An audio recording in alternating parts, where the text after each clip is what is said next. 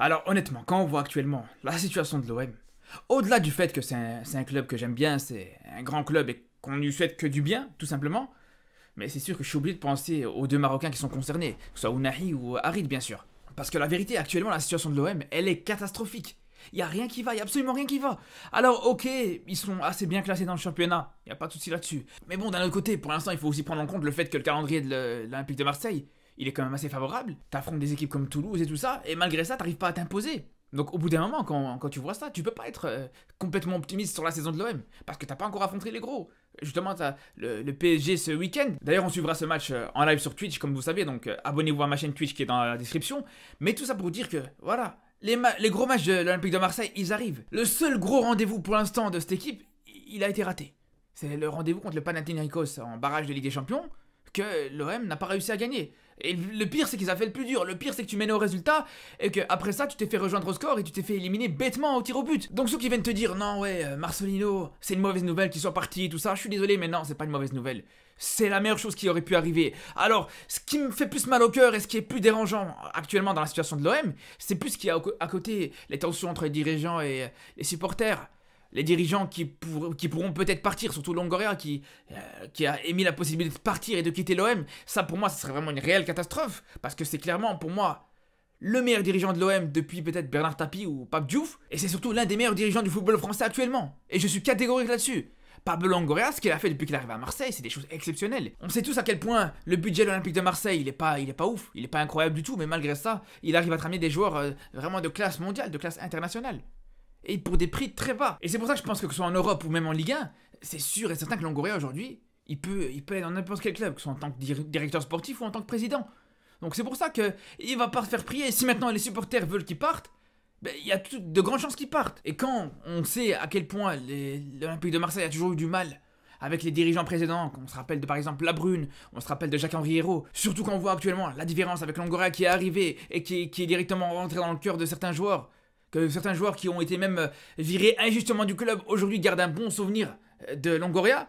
Par exemple, Cédric Bakambu qui en parle très positivement, comme on a pu voir dans l'émission Zaccord ou Libre. Donc c'est pour tout ça que je vous dis, il faut surtout pas que Longoria parte. Mais une fois que voilà, on a dit ça, une fois qu'on a parlé de cette situation instable au niveau de la direction, on va descendre un petit peu plus bas dans la hiérarchie, et avant de parler des joueurs, et en l'occurrence des joueurs marocains, on va parler du coaching. Alors, moi je vous dis, encore une fois, j'insiste sur le fait que le départ de Marcelino, c'est pas du tout une mauvaise nouvelle. Personnellement, depuis le début de la saison, même à l'arrivée de ce coach à l'OM, personnellement, j'ai pas été convaincu du tout. On le connaît bien, on sait qu'il est très limité en termes de coaching, on sait qu'une fois qu'il doit s'écarter son 4-4-2 classique, une composition entre parenthèses qui est complètement démodée en 2023, que plus personne n'utilise, même un José Mourinho, qui, pour le coup, c'est pas non plus le coach le plus connu pour un jeu offensif, un jeu flamboyant non plus.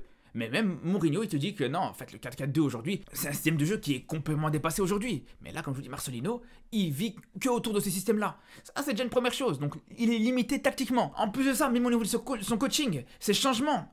Je suis désolé, mais là aussi, c'est un coach qui ne sait pas garder un résultat. Et on l'a vu plusieurs fois cette saison, à commencer par le match contre le Panathinaikos. Et on se rappelle très bien que dans cette rencontre-là, il fait absolument tout à l'envers. Il y a tout qui allait bien, pourtant, l'OM menait au score, ça se rapprochait de plus en plus de la qualification. Mais, déjà premièrement, il te fait sortir le meilleur joueur sur le terrain qui était Aubameyang. Alors qu'il pouvait largement jouer l'ensemble de ce match. Parce qu'on peut me dire ce qu'on veut, ok, peut-être il est fatigué, peut-être qu'il voulait le laisser se reposer, mais c'est pas dans un match comme ça, un match crucial, le match le plus important de ta saison, que tu fais reposer ton meilleur joueur offensif. Ça, c'est une première chose. Deuxième chose, il te fait quand même rentrer le joueur qui te fait complètement éliminer en fait. Il te fait rentrer Guendouzi qui provoque le penalty de l'égalisation pour le Pana, et qui rate son penalty dans la séance des tirs au but. Et on va même aller plus loin par rapport à Guendouzi. Ok, on va dire ouais, c'est pas de sa faute, etc. Qu'il ait raté le penalty, c'est pas forcément ce qu'on lui demande, c'est pas forcément son rôle, c'est pas dans son registre, d'accord. Mais à quel moment tu vois que justement, t'as un joueur qui fait une très mauvaise entrée. Tu vois que c'est un joueur qui t'amène au final à cette séance de tir au but, alors que normalement tu devais être qualifié et tu devais tranquillement terminer ce match. Et tu décides quand même de faire tirer ce joueur-là dans cette séance de tir au but, alors que t'as des joueurs offensifs qui n'ont pas encore tiré. C'est incompréhensible, je vous dis la vérité, c'est incompréhensible. Donc on aura beau dire ce qu'on veut. Ok, il y en a qui vont me dire, ouais, si je suis content que Marcelino est parti, c'est parce qu'il fait pas jouer Ounahi, etc. Mais il n'y a pas que pour ça. Déjà, le fait qu'il fasse pas jouer Ounahi, que Ounahi soit pas titulaire à chaque match, c'est pas le plus gros problème pour moi personnellement. J'attends pas forcément qu'il soit titulaire à chaque match. Moi, ce que je dis toujours par rapport à ça, et ce qui est scandaleux par rapport au coaching de Marcelino, c'est qu'il fasse pas jouer un joueur comme Ounahi à son poste. tout simplement. On sait très bien la valeur qu'il peut apporter à une équipe quand il joue dans son poste, quand il joue au milieu de terrain, par rapport à ce qu'il peut apporter quand il joue sur le côté. Et malgré ça, il persiste à penser qu'Unai est meilleur sur un côté que dans l'axe. Donc à partir du moment où tu as un coach qui a à ce point-là un problème de perception, qui n'est pas capable de connaître les qualités de ses propres joueurs, comment tu veux aller à la guerre avec un coach pareil? Comment tu veux attendre d'avoir des résultats et de faire remonter le club avec un entraîneur de cette trempe-là? C'est comme si un chauffeur de bus, il n'est pas capable de reconnaître la différence quand le feu il est rouge et quand le feu il est vert. Est-ce que tu lui ferais confiance? Est-ce que tu monterais dans son bus à ce chauffeur-là? Mais jamais de la vie, mais bien sûr que non. Surtout que même si on veut continuer, si on veut approfondir, mais c'est clair que, au-delà du fait qu'il ne fasse pas jouer Unai à son poste, on peut déjà se poser la question sur le fait qu'il ne le fasse pas jouer tout court. Parce qu'au bout d'un moment, quand on sait, et je peux vous affirmer, je peux vous mettre ma main à couper, qu'il serait titulaire dans quasiment n'importe quelle équipe de Ligue 1, pour pas dire toutes, il serait titulaire au PSG, et j'en suis persuadé, à partir du moment où le coach du PSG, Luis Enrique, il a encensé ce même joueur à la Coupe du Monde, après le match Maroc-Espagne, il était complètement choqué et impressionné par la performance d'Unai. On peut le dire aujourd'hui, même dans le meilleur club de France actuellement, Unai serait titulaire, mais sans problème. Vous avez beau me dire, ouais, mais Vitinha, il a fait un bon match hier. Ouais, mais, comment il s'appelle, Zahir Emery, il a été bon aussi. Ok, il n'y a pas de problème. Mais ne me dites pas qu'un milieu de terrain Ugarte, Vitinha et Unai aurait pas été envisageable au PSG. Et c'est pour ça qu'on va arriver à une des questions principales de cette vidéo, c'est est-ce que Unai et Harit doivent quitter l'OM? Alors, pour moi, c'est déjà deux questions différentes. C'est deux situations surtout qui sont complètement différentes. À commencer par Harit. Parce que Harit, moi personnellement, je pense qu'il doit rester à l'OM. Dans le sens où un joueur qui revient d'une grosse blessure, un joueur qui revient, en l'occurrence d'une blessure des ligaments croisés, peut-être une luxation du genou, une fissure du ménisque et tout ça, on n'a jamais eu au final le compte rendu exact de la blessure d'Harit. Mais bon, tout ça pour dire que après une blessure pareille, c'est mieux de rester dans un environnement que tu connais, avec un staff médical qui te connaît, avec des préparateurs physiques qui te connaissent, etc. Plutôt que d'aller dans un tout nouvel environnement où ce que tu devras t'adapter, où ce que tu devras vraiment te battre pour te faire connaître, pour gagner ta place. Alors que justement, à l'OM, voilà, le public de l'OM, ils apprécient plutôt bien Amin Harit. Et même, je vais vous dire une chose, personnellement, en tant que kiné, parce que comme vous savez, j'ai travaillé dans des clubs de foot professionnels, et je peux vous dire que là, dans la position d'un kiné ou d'un staff médical de manière générale, qui a eu un joueur blessé comme ça, l'objectif, c'est de le refaire jouer, mais pas juste de le refaire jouer, c'est de le faire jouer et qu'il retrouve vraiment son niveau, voire même plus. Donc c'est pour ça que je vous dis, dans le staff de l'OM, Harit, on peut considérer qu'il a déjà des alliés qui vont faire en sorte qu'il puisse jouer. Et ça, peu importe quel coach va arriver. Tant que le staff médical il est en place, Harit, il pourra toujours compter sur eux pour pousser un petit peu s'il y a une décision à prendre qui, on va dire, se joue un petit peu sur le fil. Alors je dis pas que le staff médical va faire qu'il sera titulaire indiscutable, faut pas non plus déconner. Mais il peut y avoir, si maintenant il y a une interrogation sur le coach, le staff médical peut plusieurs fois faire pencher la balance. Et ça, je peux vous dire, l'influence du staff médical, justement, on pourrait y en parler une fois dans une vidéo, dans un live d'ailleurs, mais l'influence, elle est clairement sous-estimée. Parce que des fois, le staff médical a une importance beaucoup plus importante que ce qu'on peut croire.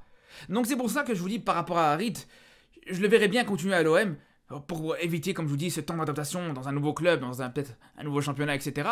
Donc ça c'est une première chose pour commencer. Par contre pour ce qui est d'Unai, pour moi la situation elle est complètement différente. Parce qu'il vient d'arriver à l'OM, il doit encore tout prouver à Marseille. Il a déjà eu un coach avec qui ça allait pas trop, un coach qui lui faisait pas totalement confiance. Donc, moi je vous dis la vérité, une fois que le nouveau coach va arriver, d'ici le mercato d'hiver, si il a la confiance du coach, si il retrouve du temps de jeu, s'il joue surtout à son poste, etc., je pense qu'il doit rester à l'OM, bien sûr. Par contre, je pense que si le prochain coach lui fait pas confiance, si le prochain coach n'a pas tendance à le faire jouer, si le prochain coach continue sur cette lignée en se disant, voilà, Marcelino ne le faisait pas jouer, je vais pas le faire jouer non plus, et tout ça, vaut mieux qu'il parte directement. Qu'ils n'attendent même pas une seconde de plus. Parce qu'on a vu plusieurs exemples, et à commencer par l'exemple de Ziyech récemment. Le mec est arrivé à Chelsea. Il est arrivé à Chelsea avec Lampard qui lui faisait confiance a priori. Après ça, Lampard est parti et puis Tuchel il est arrivé et il avait moins confiance en Ziyech. Et à ce moment-là, ça s'est enchaîné. Les coachs ils se sont succédés. Mais voilà, vu que le premier ne faisait pas confiance, le premier ne le faisait pas jouer, ensuite le deuxième ça a été le cas aussi, voilà c'est fini. À ce moment-là, voilà. Parce que même si, et ça s'est vu avec Ziyech à Chelsea, même si Lampard est revenu, Lampard qui le faisait jouer, mais voilà, au bout d'un moment, il a enchaîné plusieurs mois, plusieurs saisons même, où il n'était pas titulaire indiscutable dans cette équipe. Donc c'est clair que la légitimité et la crédibilité, elle va clairement baisser par rapport à un joueur comme ça. C'est pour ça que je pense que ça arrangera jamais un joueur, ça sera jamais positif pour un joueur de s'attarder dans un club où il n'a pas forcément énormément de temps de jeu. Et je pense que dès qu'il y a une porte de sortie, il doit faire ses valises directement. Parce que plus tu vas persister dans ce club-là qui ne te ferait pas jouer, plus les portes de sortie elles seront plus petites. Donc voilà mon avis par rapport à cette situation. J'espère que vous avez aimé cette vidéo. On se retrouve ce soir si vous voulez en parler, si vous voulez discuter avec moi là-dessus. D'ailleurs, on aura l'occasion aussi de revenir sur les différents matchs de Ligue des Champions. Pour ce qui est de l'OM d'ailleurs, je serai en live, comme je vous disais, sur Twitch à partir de 20h30 dimanche pour suivre la rencontre contre le PSG. Et je débrieferai d'ailleurs ce match sur YouTube. Donc on se dit à très vite. Et surtout d'ici là, prenez soin de vous.